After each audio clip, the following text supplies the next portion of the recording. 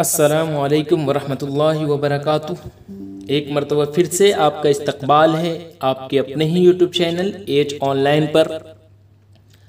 आज मैं हाजिर हूँ आप लोगों के लिए बहुत ही ख़ास वीडियो के साथ। आप लोगों को पहले ही बता दिया गया था कि आज आप लोगों का शाम 7 बजे से मॉक टेस्ट रखा गया है एज ऑनलाइन यूट्यूब चैनल पर। तो जी हाँ, वक्त हो चुका है। आज की ये जो वीडियो आप देख रहे हैं इसमें कुल मिलाकर आपको 55 सवालात देखने को मिलेगा जो क्लास 12 के लिए है। क्लास 12 में कुल मिलाकर 39 सबक पढ़ने हैं, जिसमें से शुरू के जो 5 सबक हैं, नज़ीर अहमद की कहानी, मिट्टी का तेल, बास पुराने लफ्ज़ों की नई तहकीक, इंशाइया क्या है या फिर हिजरत, इन 5 सबक से आज मॉक टेस्ट रखा गया है, जिसमें कुल मिलाकर 55 ऑब्जेक्टिव सवालात आपसे पूछा जाएगा। आपको इसका जवाब लिखकर टेलीग्राम बॉट में भेजना है। तो अगर आप एज ऑनलाइन यूट्यूब चैनल के लिए नए हैं तो चैनल को ज़रूर सब्सक्राइब कर लें। साथ ही अभी ही आप वीडियो की लिंक अपने दोस्तों तक भी शेयर करें ताकि वो भी इस एग्ज़ाम में हिस्सा ले सकें। तो आपको इसका जवाब किस तरह से भेजना है, तो सबसे पहले आप टेलीग्राम पर सर्च करेंगे। यहाँ स्क्रीन पर आप देख रहे हैं कि टेलीग्राम पर सर्च करें नजमी बॉट। जो भी यहाँ पर आप देख रहे हैं सेम चीज़ें आपको टेलीग्राम पर सर्च करनी है।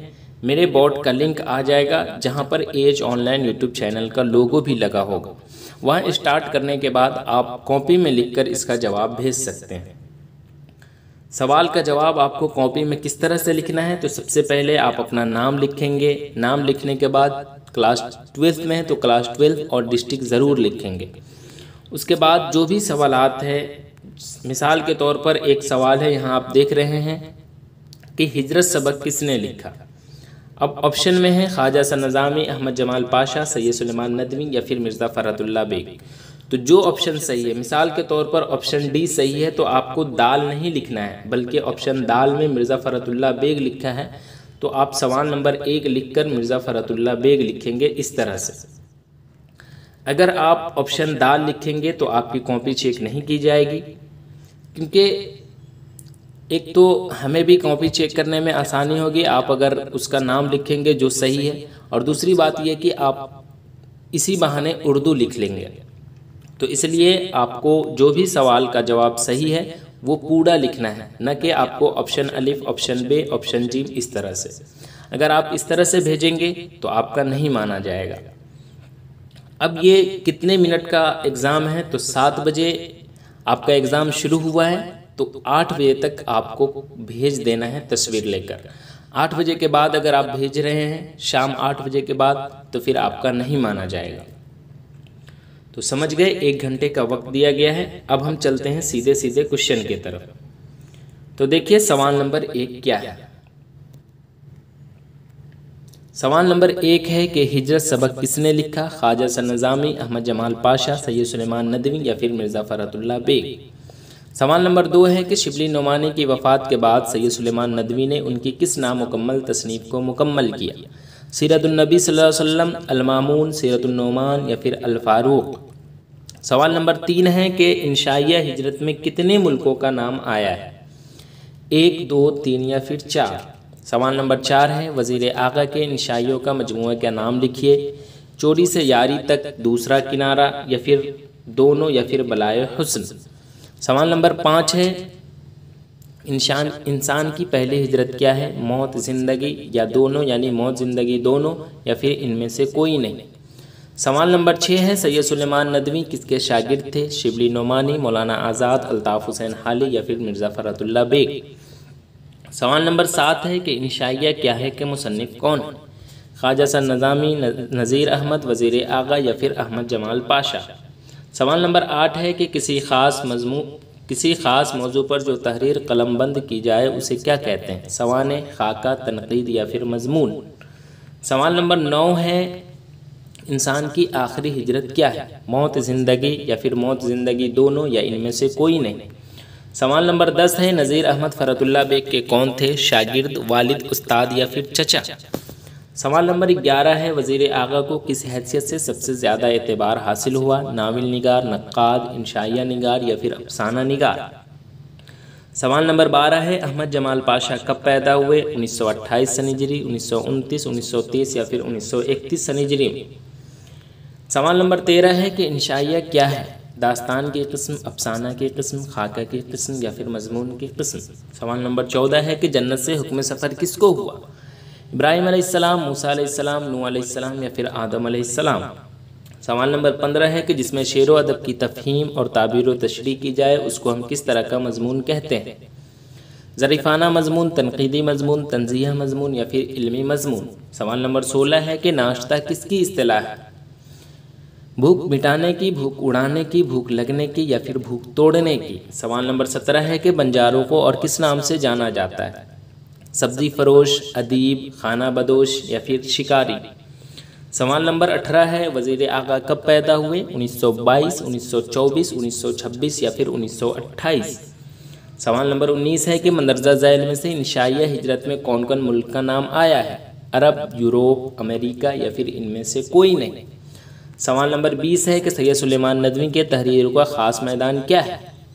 तंज़ो मज़ाह, तंज़ो ज़राफ़त, तारीख़ इस्लाम या फिर इनमें से कोई नहीं। सवाल नंबर 21 है कि उर्दू का पहला बाज़ाब्ता खाका कौन सा है? नामदेव माली, कुंदन, शीशमहल या फिर डॉक्टर नज़ीर अहमद की कहानी, कुछ मेरी कुछ उनकी ज़बानी। सवाल नंबर 22 है कि मगरिब यानी पश्चिम को किसकी अलामत कहा गया है?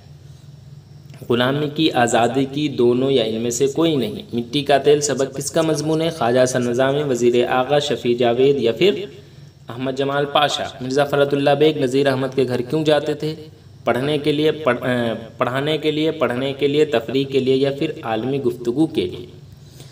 आगे देखिए सवाल नंबर 25 में क्या है। सवाल नंबर 25 में है कि मिट्टी का तेल अदब की कौन सी सिन्फ है? दास्तान, अफसाना, मजमून या फिर खाका। सवाल नंबर 26 है, बास पुराने लफ्ज़ों की नई तहक़ीक़ किसका मजमून है? ख्वाजा हसन निज़ामी, सैयद सुलेमान नदवी, वज़ीर आगा या फिर अहमद जमाल पाशा। सवाल नंबर 27 है कि अहमद जमाल पाशा का ताल्लुक़ किस सिन्फ से है? इंशाइया, खाका, नाविल या फिर अफसाना। फतूर के क्या माने हैं? तोड़ना, रोज़ा, फितरत या फतवा देना।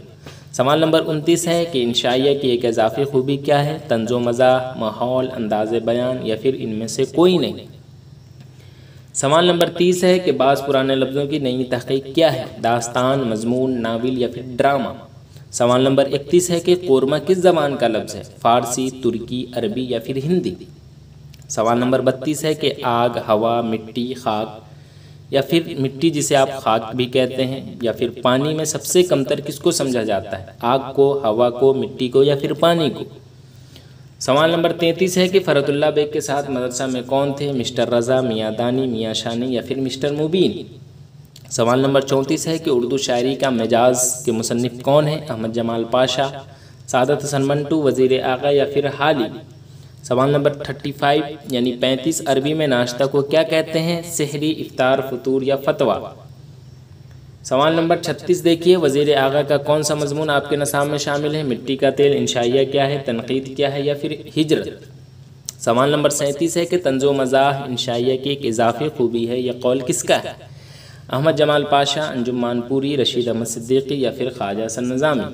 सवाल नंबर 38 है, बाज़ पुराने लफ्ज़ों की नई तहक़ीक़ इनकी किस किताब से माखूज़ है? इनकी से मुराद सैयद सुलेमान नदवी हैं कि किस किताब से माखूज़ है?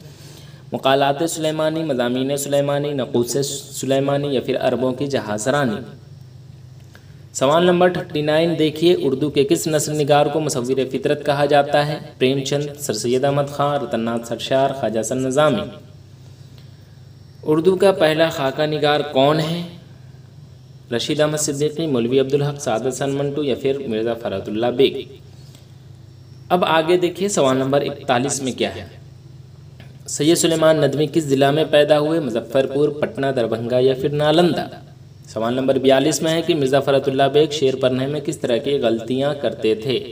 वाहिद जमा, इमला, एराब या फिर मुहावरा। सवाल नंबर 43 है, सैयद सुलेमान नदवी कब पैदा हुए? 1884, 1885, 1888 या फिर 1890। सवाल नंबर 44 है, किसी शख्स की तहरीरी तस्वीर कशी को क्या कहते हैं? खाका, मकतूब, मनक़बत या फिर अफसाना। सैयद सुलेमान नदवी कितने ज़बानों के माहिर थे? 1, 2, 3 या फिर 4। ख्वाजा सा नज़ामी ने किस रिसाले की बुनियाद डाली? निज़ामुद्दीन, निज़ामुल मशाइख, मुईनुल मशाइख या फिर फरीदुल मशाइख। सवाल नंबर 47 है कि नदवतुल उलमा, यहाँ पर लिखने में थोड़ा गलती है। नदवतुल उलमा में क़याम के दौरान सैयद सुलेमान नदवी ने किस रिसाले की इदारत की? मुआरिफ, बुरहान, नक़ीब या फिर अन्नदवा। सवाल नंबर 48 है कि ख्वाजा सा नज़ामी अपनी कब्र कितने बरस कब्ल ही तैयार करा ली थी? 60 बरस कब्ल, 20 बरस कब्ल, 30 बरस कब्ल या फिर 50 बरस कब्ल। सवाल नंबर 49 है कि सैयद सुलेमान नदवी कहाँ पैदा हुए? बिहार शरीफ, कराची, दसना या फिर दिल्ली। हज़रत निज़ामुद्दीन औलिया की रूहानी तरबियत में किनका अहम हिस्सा था? सवाल नंबर 50 है ये। तो इसमें है सैयद अहमद ख़ां, ख्वाजा सा नज़ामी, सैयद बदरुद्दीन इसहाक़ या फिर अल्लामा इकबाल। सवाल नंबर 51 है नज़ीर अहमद का ताल्लुक़ किस सिन्फ़ से है? नाविल, अफसाना, खाका या फिर नज़्म। सवाल नंबर 52 है रॉकफेलर किस चीज़ का तिजारत करके अमीर बना? गैस, पेट्रोल, मिट्टी का तेल, कंप्यूटर। उसके बाद सवाल नंबर 53 है कि सैयद सुलेमान नदवी किस रियासत से ताल्लुक़ रखते थे? लखनऊ, बिहार, यूपी, पंजाब। सवाल नंबर 54 है ख्वाजा सा नज़ामी कब पैदा हुए? 1877, 1878, 1879 या फिर 1880। उसके बाद सबसे अखीर सवाल जो है वो है सैयद सुलेमान नदवी दरभंगा के किस मारूफ इदारे से तालीम हासिल की? ऑप्शन अलिफ में है अहमद सल्फिया, ऑप्शन बे में है मदरसा हमीदिया, ऑप्शन जी में है मदरसा कादरिया या फिर ऑप्शन दाल में है मदरसा इमदादिया।